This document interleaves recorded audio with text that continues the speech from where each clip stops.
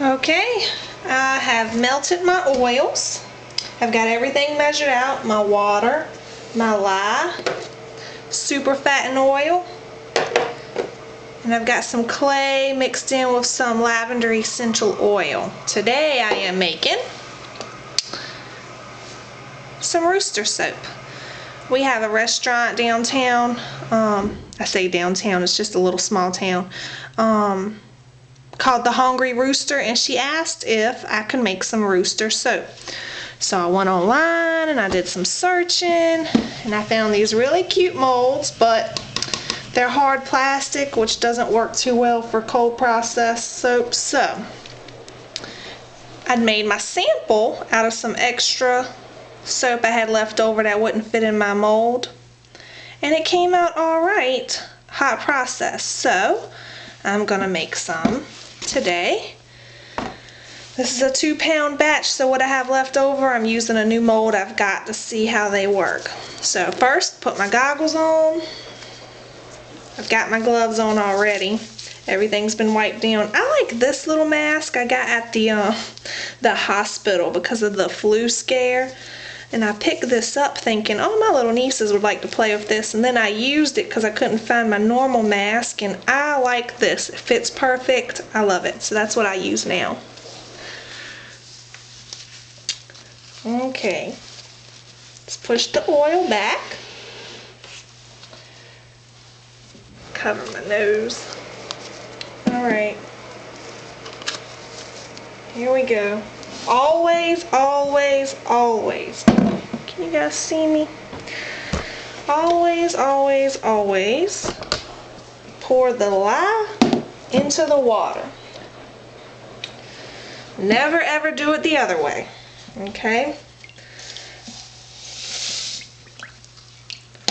You may be able to see the fumes already. Just mix it up until it's dissolved. Can you guys see the fumes coming up?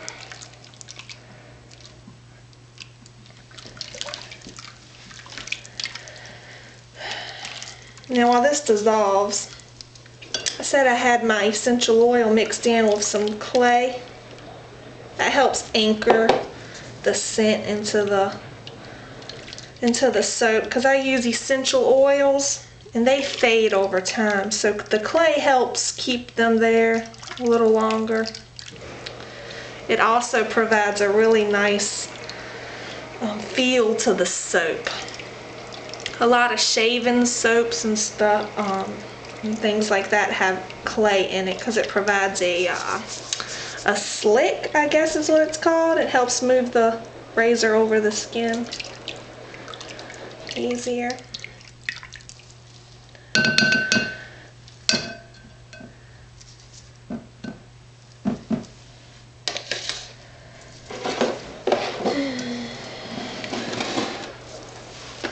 Move this back. I have my crock pot set on high. I am gonna lower it a little bit because the oils are completely melted, and this is already hot. I don't worry about temperatures. This is gonna get loud. I apologize. Can you guys see me? Okay, I apologize. Try to do it left-handed so y'all can see.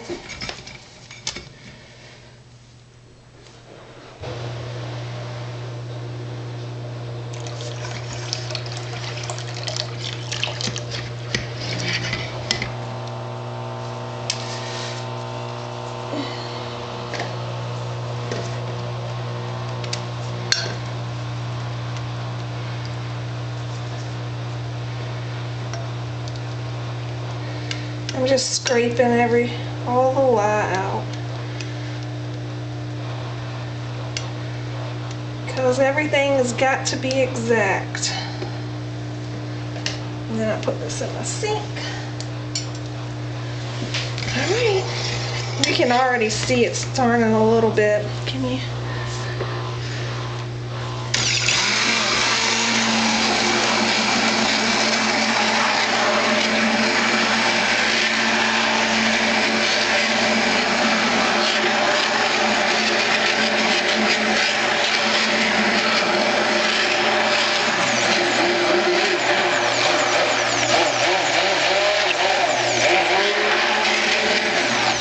This is emulsified. This is not trace. This is just the oil and the lye mixture mixed in together.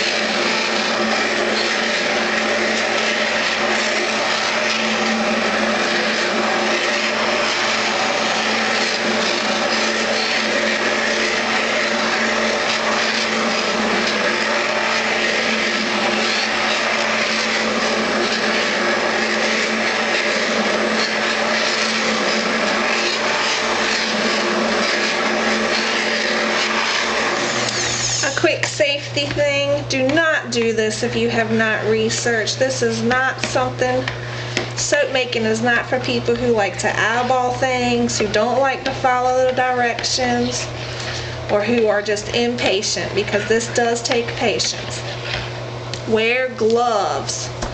You don't want to burn yourself because you were just impatient and didn't want to wait. I'm right here by the sink, so if I do have an accident, I can wash off quickly, and I have some vinegar right near me. Vinegar helps it helps to stop the lye from burning. This is still not out of trace yet, so I'm just going to do this again for another minute.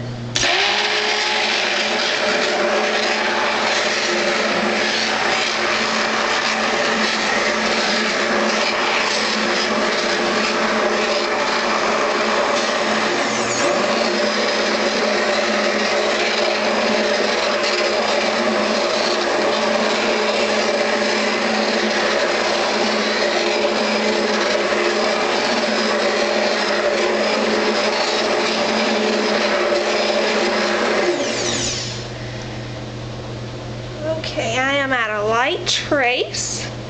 Not sure if you can see. It leaves a little trail, kind of like when you are making pudding and it starts to firm up. You can kind of peek it a little bit. I don't know if you can see it, but rinse this off. I love being right by my sink. Just do a quick.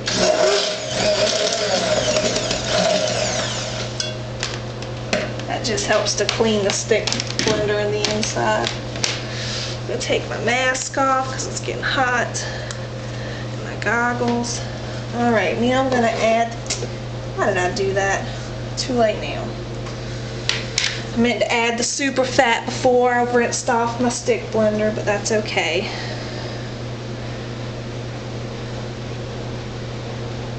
This is castor oil. I like to use castor oil. Most soapers do. It helps provide a lather and it stabilizes it. The lather. All of it out. I love these little dishes that I got. I got these at Marshall's and I can't remember, what was it? It's Libby's. That's the brand of them. And they come with these little tops. And I love that. It keeps things from falling in, or if I knock it over, it doesn't spill. So I really like that. Just mixing that in. Can you tell that it's traced at all? See it kind of. Can you see that? How it's puddling on top right there? One more time. That's called trace. Stick blending helps it happen in like minutes. I have done soap completely old school, no electricity. Takes forever. I tried to make some Castile soap once. I was stirring it for 2 days. I'd sit here and stir for 20-30 minutes, take a break, stir, take a break. Even my husband was helping me with that one. But the bar was extremely nice.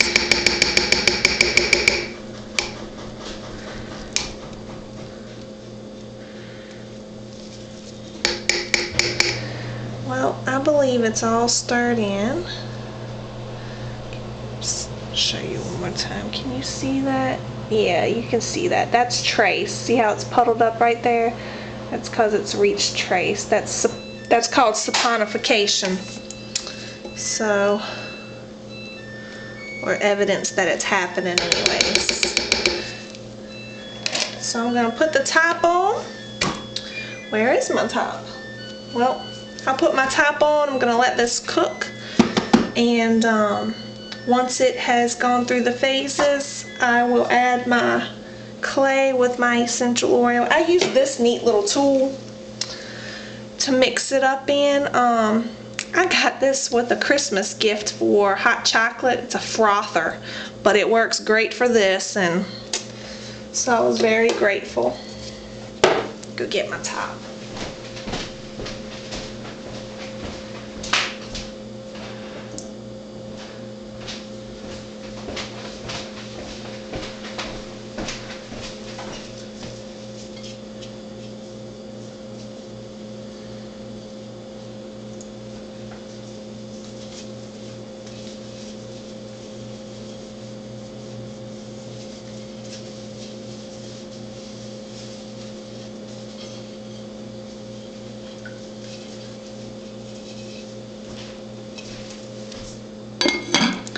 I like to leave the top on as much as possible, just because it helps it cook. I'm going to turn it back on high now. This crock pot, it seems to do okay when it's on high. I don't have a problem with it burning the soap, or yes, you can burn soap, and you don't want to do that. It makes your bar very crumbly and dry and just not nice. So, but this crock pot does good. Now I have an older one that I got at a thrift store, and I had it on the lowest setting, and I walked out to go use the bathroom, so I'm talking 2 minutes, and I come back and I was right in the spot too, and soap was just pouring out. It just poofed it so much. So I use that one for rebatching, so that way if I do have another accident where it overflows, I know it's not caustic and it's not going to ruin my counters, and it's easier to clean up. And needless to say, when I did have that accident, my counters got so clean. But that older one, it doesn't really have a high, low, warm. It just has it's just really worn out. But I love it. It works really good for rebatching soap or hand milling soap.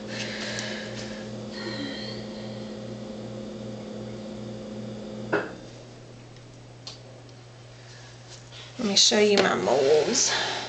I can't remember where I got this one from. I just did a search. It's called Milky Way molds. So I really like it. It is rigid. It's a melt and pour mold, honestly. I feel like if I did cold process, I wouldn't be able to get it out, but this bar is hot process, and it came out great, and you can really see the detail. I don't know if you can tell that it almost looks like it's carved. It's really nice.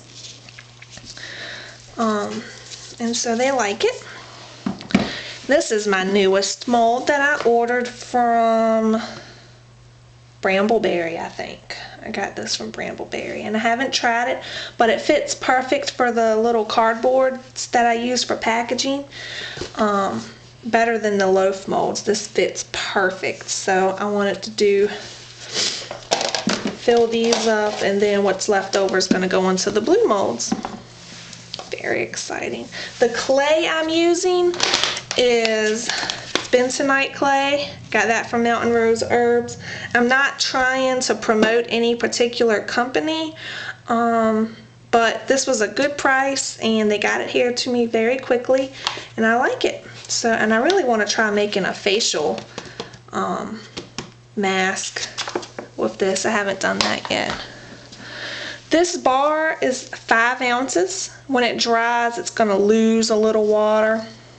Not much. Plus, I got to trim it up, make this all nice and smooth and trim up the corners, but I really like it.